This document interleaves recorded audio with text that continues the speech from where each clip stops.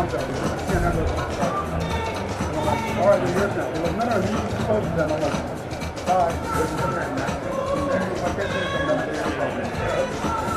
they were paying to get rid of the floor.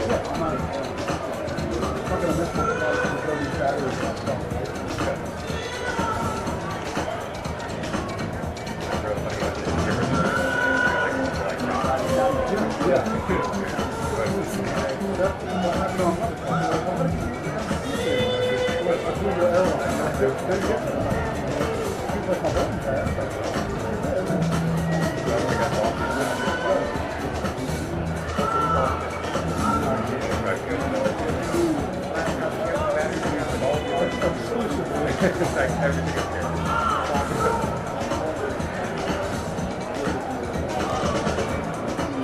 I have one that's like, my batteries like a backpack, so it's something batteries and that's battery power.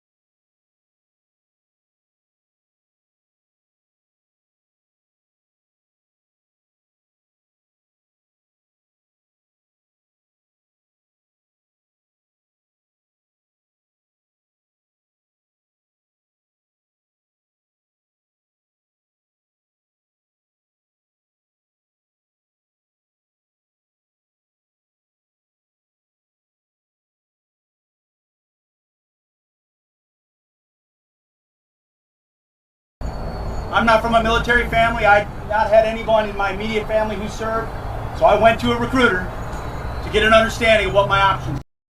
I did a recruiter when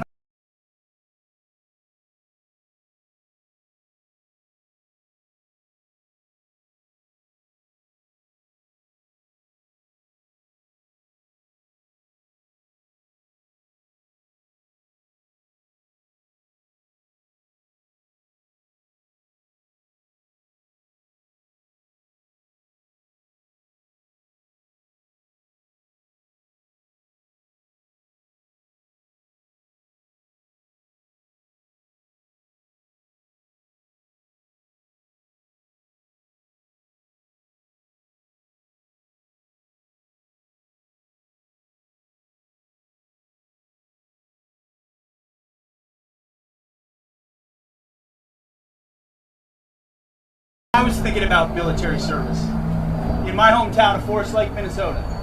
I'm not from a military family. I not had anyone in my immediate family who served, so I went to a recruiter to get an understanding of what my options were. And then later on did ROTC. I'm looking at a group of Americans here who did the very same thing because they want to be a part of something special. They want to raise their right hand to defend the Constitution and the country. You are about to enter a fraternity, a brotherhood of arms, of American warriors willing to serve our country, serve other Americans and do something great, do something special, do something exceptional. You know, our culture loves to celebrate vapid clickbait on social media or celebrities, gossip. You know what we care about at the War Department are the real men and women who do the real work in uniform for the American people. The real 1%. Less than 1% of Americans qualify for this. Less than 1% of that actually step up and do it. And I look behind you at the faces of your families, and I see proud Americans who are looking out at their sons and daughters. The greatest gift they can give is their sons and daughters to our country. And my job is to ensure we do right by you.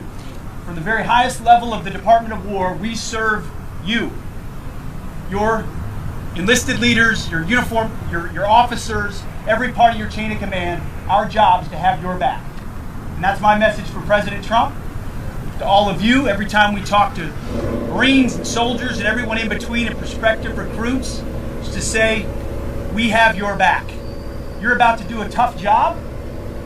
You're about to go do some tough basic training. It's got, we hope, a little bit tougher under this administration to prepare you, to forge you to be the warriors that our nation requires. To do the kind of things that happened over downtown Caracas, Venezuela in the middle of the night, just a couple of nights ago. Extending the long arm of American power and justice in a way that only the United States of America can do. Only we can do what was done 2 nights ago. Only the United States military. And yes, we're rebuilding that arsenal of freedom. I'm doing a month-long tour about restoring our defense industrial base so you have the best ships and planes and subs, everything you would need. But ultimately, it's not about platforms. It's about people. It's about those American warriors stepping up to answer the call. You're about to go to basic where you will be forged. You will be torn down and built back up. And our job is that when you come out of that process, to ensure you are trained, ready, accountable, disciplined, and lethal in the service of your job. So when we launched this tour, I said everywhere we go, I want to stop and swear in some recruits who are doing something I think is about as exceptional as you can do as a young American. I'll tell you this, I've got 7 little kiddos. None of them are your age yet. But man, I'd be proud if one of them stepped up and was wearing a sweatshirt or a shirt like this someday, willing to serve their nation. Putting something ahead of themselves, an oath about something bigger than themselves, joining a lineage of America. There were Americans that enforced the Monroe Doctrine all the way back to 1823. Now here we are in 2026, and President Trump is reestablishing dominance and deterrence in our own hemisphere. You will be a part of that lineage. That's pretty cool. I get chills saying it and thinking about it. And I'm grateful for all of you and what you do. And our job is to make sure we give you everything you need in service of your country. So God bless you. God bless your families that raise your right to give you the perspective that brought you here today. And on behalf of the President, on behalf of the entire department, congratulations. Thank you very much. And I'll say what President Trump said to our warriors when he authorized that raid to capture Nicolas Maduro. He said, Godspeed and good luck. And that's my message to you today. Godspeed and good luck. I know you'll make our nation proud. I'm honored to swear all of you in today. So how about we do that? All right. Let's start with the National Guard over here. We got 5 on the National Guard side, and then we'll do the whole group. How about that? All right. You want to stand at attention for me? Raise your right hand and repeat after me. I state your name. I, Tom Bailey, Do solemnly swear do solemnly swear that I will support and defend the Constitution of the United States that I will support and defend the Constitution of the United States and the Commonwealth of Virginia and the Commonwealth of Virginia against all enemies, foreign and domestic. against all enemies, foreign and domestic, That I will bear true faith and allegiance to the same. that I will bear true faith and allegiance to the same, And that I will obey the orders of the President of the United States that I will obey the orders of the President of the United States and the orders of the Governor of the Commonwealth of Virginia and the orders of the Governor of the Commonwealth of Virginia and the orders of the officers appointed over me, and the orders of the officers appointed over me, according to the law and regulations. according to the law and regulations. So help me God. So help me God. Congratulations. Give him a round of applause, will you?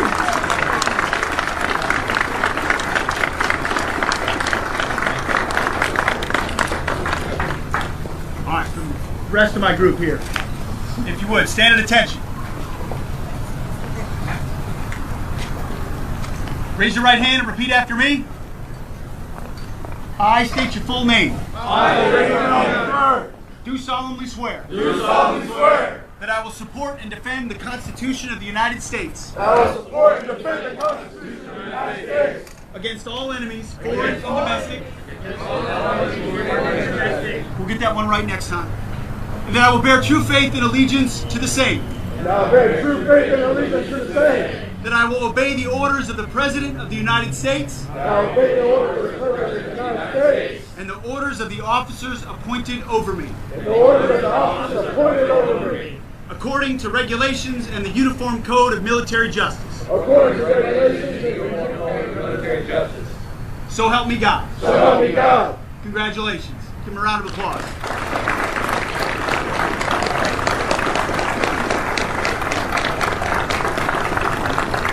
Congratulations. Thank you very much. We'll take a picture in a moment. Just one small thing that I'm always reminded of. I had printed on this card the re-enlistment oath that I used when I was deployed to re-enlist soldiers when I was a lieutenant. And I had it recreated and put on a card. Because watching those men and women re-enlist on the battlefield was one of the coolest things that I'd seen. You're in combat, you're re-enlisting for more. I want to kind of remember that right now. And then also, just a note for our friends in the press and others. Last year we had a historic recruiting year. One of the far surpassed from over decades the recruiting numbers that we've had. The spirit in the military is exceedingly different today than it was just a year ago, following the election of President Trump and the changes we're making at the War Department.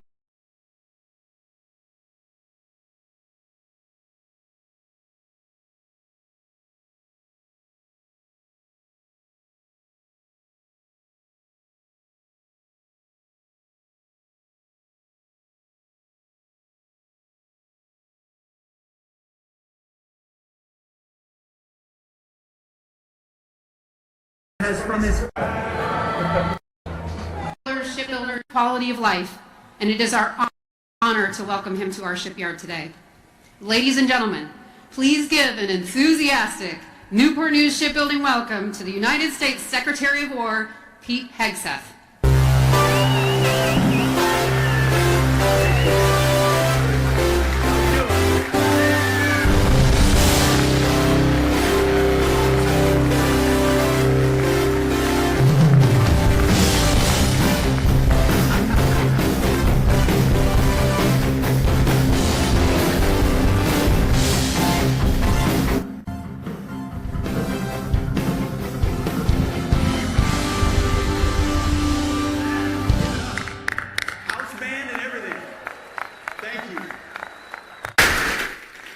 Well, good afternoon.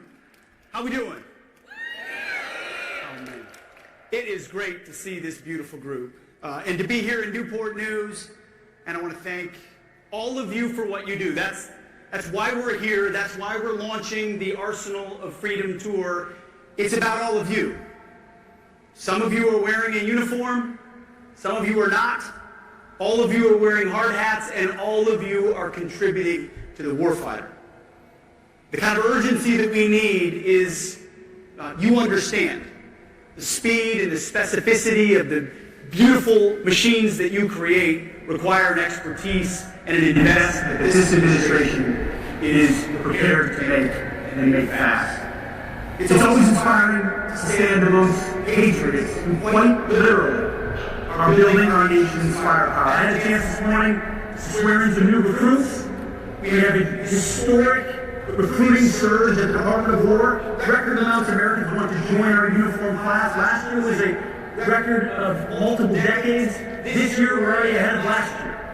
Americans are fired up to serve. I also had a chance to go to our next aircraft carrier, the JFK. I don't know if you heard, but our aircraft carrier has been busy recently. That one will be busy for decades to come, ensuring America is free and safe and powerful. And now here we are in Newport News Shipyard at the USS Oklahoma.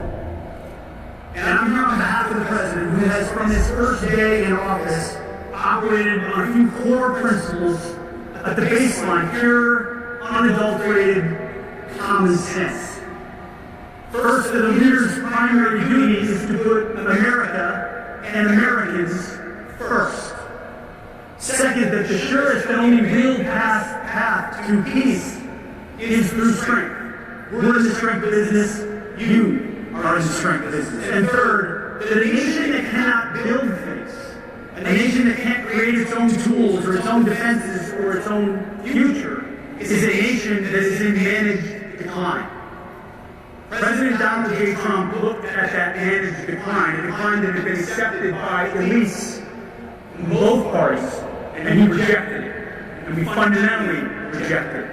And in doing so, he has unleashed a great American revival, a reawakening of our industrial spirit and our national confidence, a new golden age for America that you are all part of building.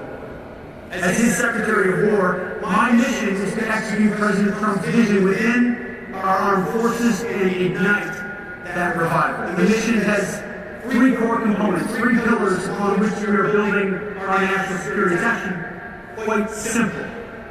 First, we're reviving the warrior ethos inside our fighting force, reminding our warriors and our uniformed military that their sole purpose is to be the most lethal fighting force on the planet. So no more DEI, no more dudes in dresses, no more distractions. We're done with that shit. It's just standards, accountability, readiness, training, discipline, and lethality. Back to basics across the department, which is what our warriors really want. Second, we must and we are rebuilding our military with the best equipment, training, and leadership to ensure our warfighters are never in a fair fight. And you're seeing historic investments, over $1 trillion in the last budget. You'll see even more, and it isn't just in platforms, it is in people. And third, we're reestablishing deterrence that's so absolute and so unquestioned that our enemies will not dare to test us. You see, under the previous administration, whether it was the debacle of the withdrawal in Afghanistan, that cost American lives and smeared our reputation, whether it was the war unleashed in Israel after October 7th by Hamas, or the war in Ukraine, that never would have started under President Trump. The world started wondering whether America really was strong, whether America really could lead. Well, that's over now. Just ask the Houthis and our ship that now sail freely. Imagine that. Under the previous administration, our ships got shot at. We just said, I guess we have to deal with it. All the way back to Thomas Jefferson, we said, you're not shooting at our ships, and if you do, you may not see tomorrow. Well, we did that with the Houthis, and our ships now sail freely all around the world without being attacked, without being shot at. That's peaceful strength. Same thing we did in Guyana, where our B-2s flew 37 hours down and back and were never seen by the Iranians and dropped 14 precision munitions exactly where they were supposed to drop, obliterating Iran's nuclear capabilities, not to mention the tomahawks that came off a beautiful submarine and delivered that decisive blow as well on one of their nuclear facilities. Deterrence is back. Not to mention drug boats in the Caribbean and the Eastern Pacific carrying drugs headed to the United States and poisoning American people. We're not playing a little catch and release game anymore. These are foreign terrorist organizations, the Al-Qaeda of our hemisphere, and we will sink every drug boat headed in our direction. Reestablishing deterrence. Our southern border, which allowed an invasion of people we didn't know they were in the previous administration, 7 months of zero crossings at our border. A country that isn't sovereign is not a country. Reestablishing deterrence. And then we saw 3 nights ago in downtown Caracas in Venezuela, as nearly 200 of our greatest Americans went downtown Caracas. Seems those Russian air defenses didn't quite work so well today. Downtown Caracas grounded an indicted individual wanted by American justice and supported law enforcement without a single American killed. Reestablishing deterrence.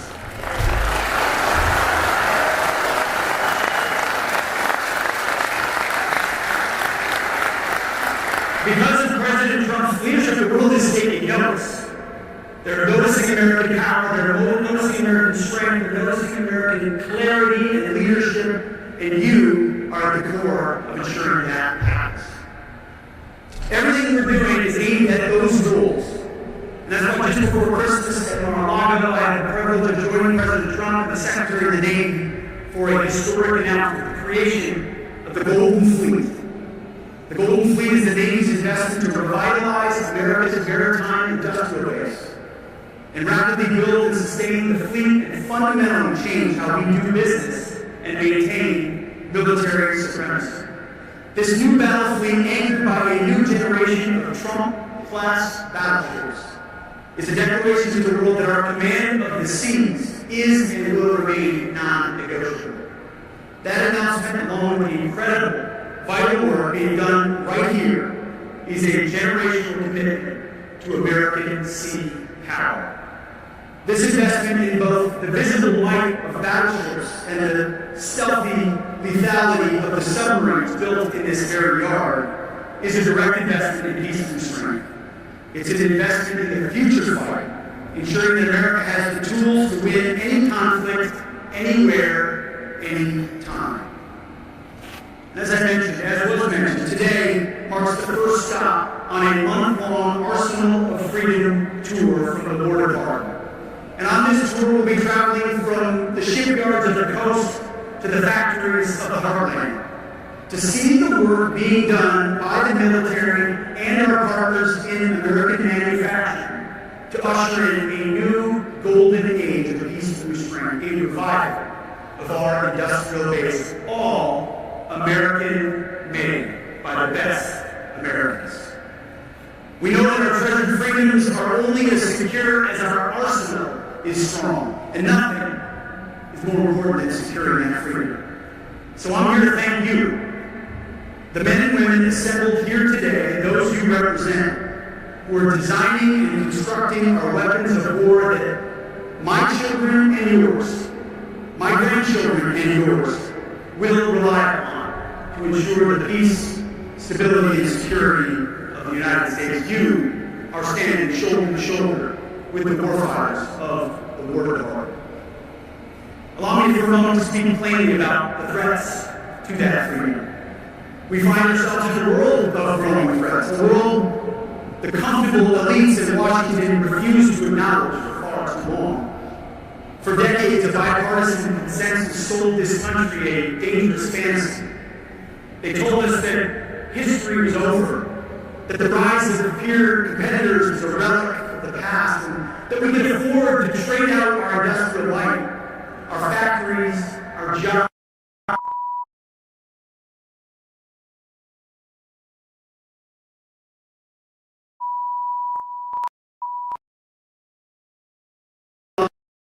securing that freedom.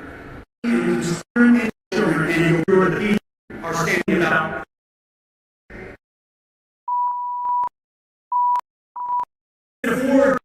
that the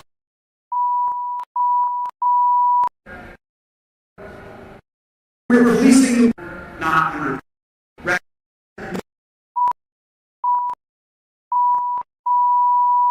just the our manufacturing just our manufacturing just the way it is in a global economy.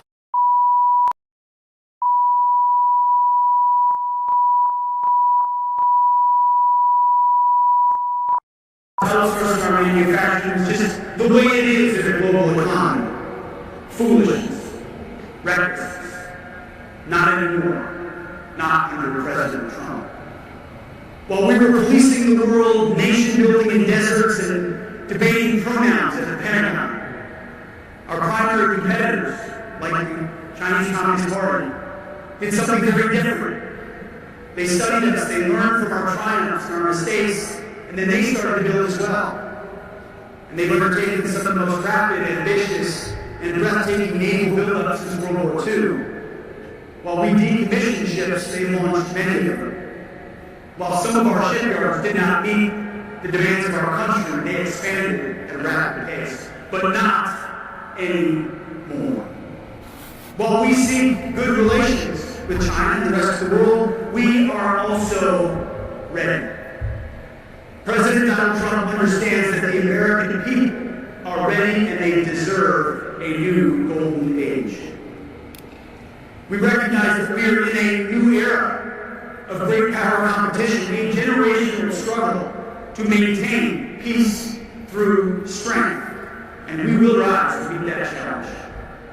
That is why we proudly call ourselves the Department of War, not the Department of Defense, not because we seek war, but because we truly understand that in order to ensure peace, we need to be prepared to deter war and, if necessary, decisively win it.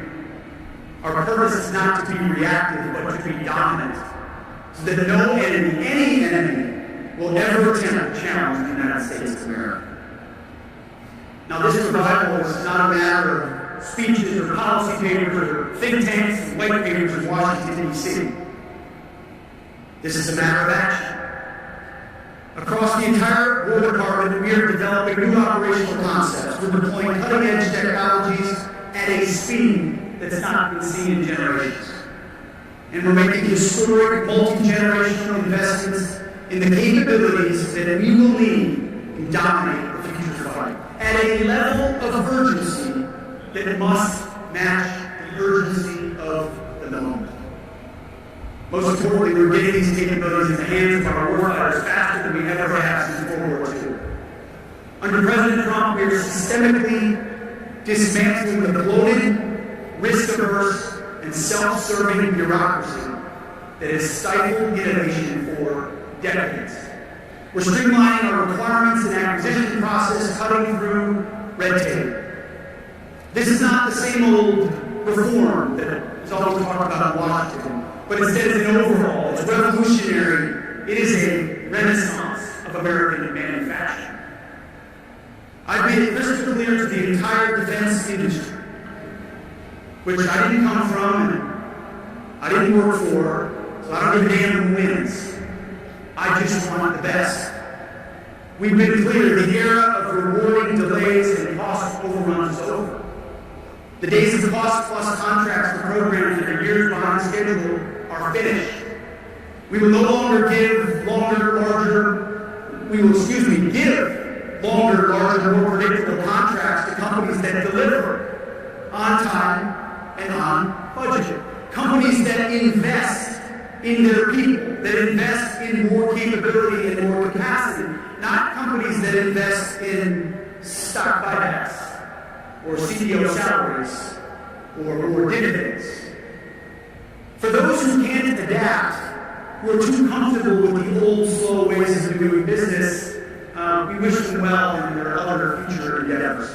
Because we will find new partners who will adapt, who will invest, who will take care of their people, who will move at speed and at scale.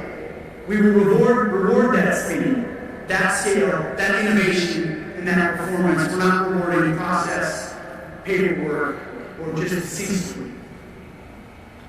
This submarine behind you, and the many more that will follow, is an embodiment of our commitment to and investment in security in the American Union.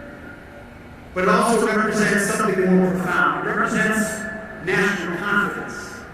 Confidence in American shipbuilding. Confidence in our industrial discipline. And confidence in the United States Navy's ability to deliver the combat power needed in the future fight. The work you do here every single day is the leading edge of that national restoration. You are proving to the world, and more importantly to ourselves, that it can be done. That history is not over, that we build and that we invest. The media should take a long look at this vessel, the USS Oklahoma. This Virginia-class submarine is a paragon of American engineering and fighting spirit. It is the apex predator of the undersea domain, the most advanced and lethal submarine ever built. As our president says, and is right, we're 20 years ahead of everybody else in this domain. It is a strategic advantage that creates dilemmas on a daily basis for our adversaries all around the globe. It's a silent hunter that can operate with stealth in the most contested, dangerous waters on the planet. It can gather intelligence that no satellite can ever hope to see. That's what reestablishing deterrence looks like. And it's how we keep the peace in a dangerous world.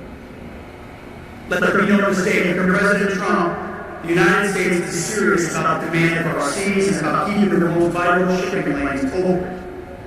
A larger, more modern, and more lethal fleet, from the new battleships to the Golden Fleet to the advanced submarines we build right here, will provide that undeniable return. It will ensure that America's Navy moves freely and uncontested today, tomorrow, and long into the future. But all the strategies from the Pentagon, all the funding from Congress, and all the designs from our brightest engineers are ultimately meaningless without the people on this floor. The welders, the electricians, the pipe fitters, the steam fitters, the engineers, the planners, the skilled tradesmen, hunted in. You are the engine of the arsenal of freedom. Patriots, all of you. Our warfighters cannot win without you. We are in this fight together, shoulder to shoulder. That's why we launched the Arsenal of Freedom Tours, to ensure the workers across America understand how committed we are to you and how reliant we are on your ability to deliver. It's a beautiful codependence action. There is an unbreakable line tying the wrench in your hand to the safety and survival of a 22-year-old American sailor patrolling the depths of the Pacific. The quality of your work, your unwavering commitment to excellence, your speed, your patriotism itself, you give our warrior the decisive edge. Yours is a high calling. You are building a shield for our nation, bolt by bolt, and well after well. In a culture that too often celebrates the shallow, the virtual, and the superficial, you are engaged in something real, something tangible, something lasting. Your workmanship is and should be celebrated. There's an inherent dignity involved in crafting useful, powerful, and lethal things. I mean, there's a reason Jesus was the carpenter, not a politician, right? There's something about building it. Something about building in America. We build better, stronger, more capable, and we will build more and faster because we've done it before, and we're going to do it again. And that's why this administration and this department is fighting for you, your way of life, and the renaissance of manufacturing in this country. We're holding your leadership accountable. We're holding your leadership feet to the fire. Their jobs are on the line to ensure that you can deliver what America needs, that your craftsmanship is unleashed, that you that your work is done safely, that we can move at speed and at scale. Because when our workers succeed, our country succeeds. And a nation that builds is a nation that wins, and our president is a builder. And that's why we build it. So to all of you here today, from the newest apprentices to the most experienced master shipbuilder, and to our sailors who work with them, again, that's where I started. Thank you. I want you to know that whether you're wearing a uniform, coveralls, or a suit, the work you're doing is important, it's patriotic, and essential to our nation. It is a noble calling in a world that has forgotten what nobility looks like. You know, I used some words when I spoke after the raid a couple of days ago that feel outdated to some. They fit perfect for our warfighters. Guts, grit, gallantry, and glory. May we revive those words.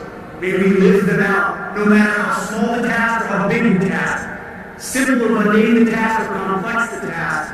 Every aspect of what had come together to make that mission successful was an ingredient to the kind of guts, grit, gallantry, and glory that our warriors embody. And you contribute to that. Be proud of what you do here.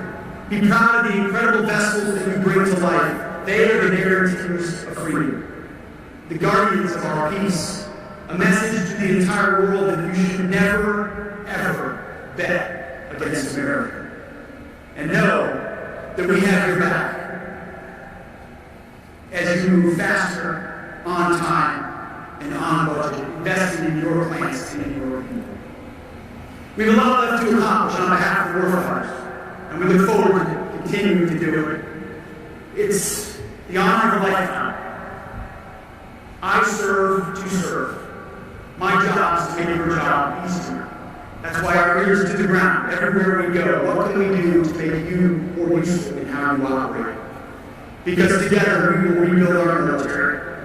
We will restore our industrial might and secure peace for generations to come. We will build the arsenal of freedom. God bless our Navy and God bless our great republic. Thank you very much.